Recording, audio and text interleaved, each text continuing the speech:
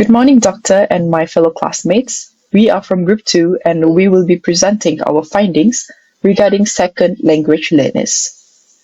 I'm Donna Deidre and these are my group members. Our presentation will follow this order. First is the data collection, followed by Learners A profile, Learners B profile, and lastly, data interpretation and discussion. I'll begin by discussing our data collection method, which was conducted via Google Form. First and foremost, we ensured strict adherence to research etiquette by obtaining informed consent from all participants before they proceeded to the questionnaire. This is the consent form that was been given to them, and both agreed to participate in this project. We organized our form into 4 sections. Section A is the previous consent form. Section B covers the learner's background, such as their age, information about their first language, and also details about English language, such as how often do they use English outside the classroom, and do they feel confident speaking English in class. Section C explores their specific challenges and strategies when using English. And in this section, we mainly focus on their challenges in speaking and writing. So some of the questions are, when speaking English, what problems do you face? And when writing in English, what is difficult for you? Lastly, section D consists of a writing task designed to analyze the writing comprehension. So here, learners are required to write a short essay of 120 to 150 words on a memorable day in my life.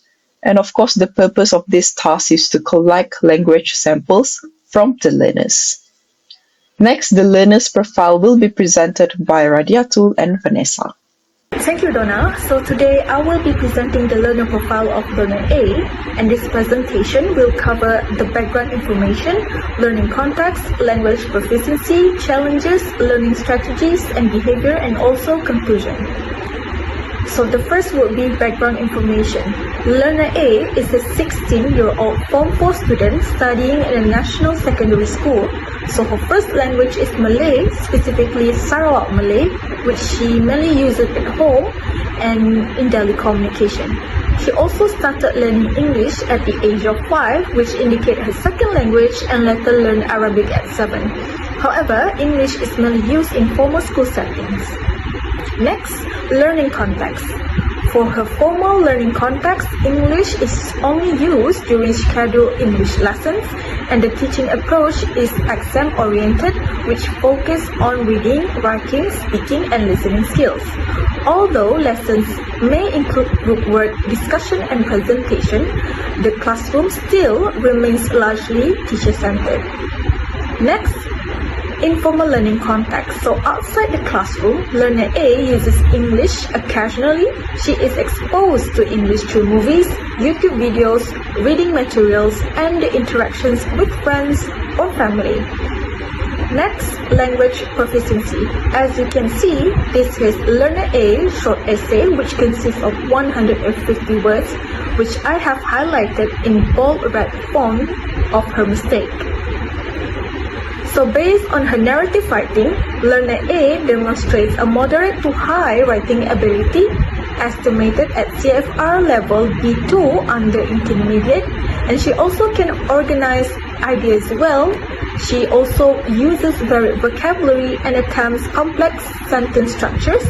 However, she still makes frequent grammar, spelling, and tense error. So this is the justification. Next, challenges and obstacles. Linguistically, learner A faces difficulties with tense usage, pronunciation, and vocabulary gaps due to the first language interference from Malay. For effective filter, she experiences cognitive overload and possible communication anxiety. In terms of contextual, she relies heavily on input-based learning with limited opportunities for output practice. Next, learning strategies and behavior. So, learner A frequently uses dictionaries and translation as a compensation strategy, which helps her understand meaning but also slows down her fluency. She also relies on teachers' advice when structuring sentences, which shows her dependence on expert guidance. She also learns through watching English media and reading text, which helps build vocabulary but does not always improve grammatical accuracy. Additionally, learning from friends provides a safe environment for practice and peer feedback. So in conclusion, learner A has strong potential in English with appropriate support, increased output practice, and reduced cognitive load. She can continue progressing towards her higher proficiency. I will pass the presentation to Vanessa to explain more about learner B profile. Thank you. Next, I will be presenting about the learner's B profile. Learner B is also 16 years old. However, his first language is Tamil, followed by English and Bahasa Malaysia. He started learning English at the age of 5 years old. Currently, he is studying in a vocational school. Learner B has different learning contexts, formally and informally. In school, learner B only speaks English during English lessons. His lessons focus more on reading and writing skills because his teacher applies teacher teaching method and only focuses on examination. Hence, his classroom lacks discussion and communication. However, outside of school, he does speak English often with his family members, but he only speaks English to his friends who doesn't know how to speak Tamil. The learner is often exposed to English by media, such as watching English movies, playing video games, and using social media. We have tested learner B proficiency level by giving him a task to write a short story. Based on the written task, we have observed that learner B has moderate writing skill with B2 CFR level. This slide shows the learner B's writing task. As we can see from his short story, the learner has made several grammatical errors and punctuation errors highlighted by the bold, bright red colors. So based on his short story, he also emphasized that he does face challenges and obstacles when writing the short story. He faced linguistic challenge where he often struggles with grammar and vocabulary. Next is affective challenge where he often feels shy or nervous whenever he wants to express himself in English, and also contextual challenge where he often struggles in organizing ideas when writing. Fortunately, the learner has several learning strategies and behavior to overcome these challenges. He often translates from the first language or asks someone he's close to if he does not know any English words. He also relies on exercises and homework followed by reading English books or texts to further improve his proficiency. That is all from me. I will pass to the next presenter. Hello, my name is Rina and I will be discussing the data with a socio-cultural theory perspective. Vygotsky's theory argues that language learning is fundamentally a social process that we don't just learn alone, but we learn by interacting with others and using cultural tools. There are two key concepts which guides my analysis, and the first one will be mediation and tools, how learners use tools like dictionaries or language itself to solve problems, and the second one would be the zone of proximal development, the ZPD, the gap between what a learner can do alone versus what they can do with help. Now let's apply this to learner A. Her socio-cultural context is one of high pressure where she relies heavily on external rules. The mediation is that the data shows she uses tools, specifically dictionaries and translation, to bridge the gap between her first language, which is Malay, and English. And the interpretation is that she demonstrates other regulation. She stated that she structures her sentences according to her teacher's advice rather than her own instinct. Now, this effort to consciously process these external rules is causing a high cognitive load, which she described as mental fatigue. Now, for learner B, his context is quite different. His classroom is described as teacher-centered with limited student talk. The mediation tool is that his primary driver is social scaffolding. He uses English specifically to connect with peers who do not speak Tamil.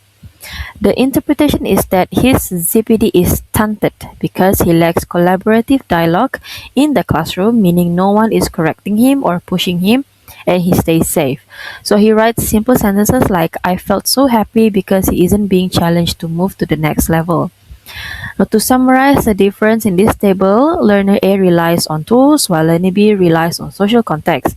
The result is that learner A is mentally overloaded from trying to internalize rules while learner B is under-challenged due to a lack of expert guidance in class.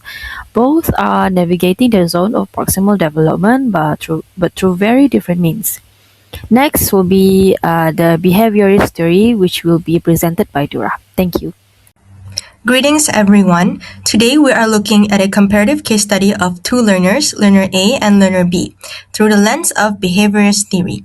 In the world of B.F. Skinner and Robert Lado, learning a language isn't just about understanding rules, it's about habit formation.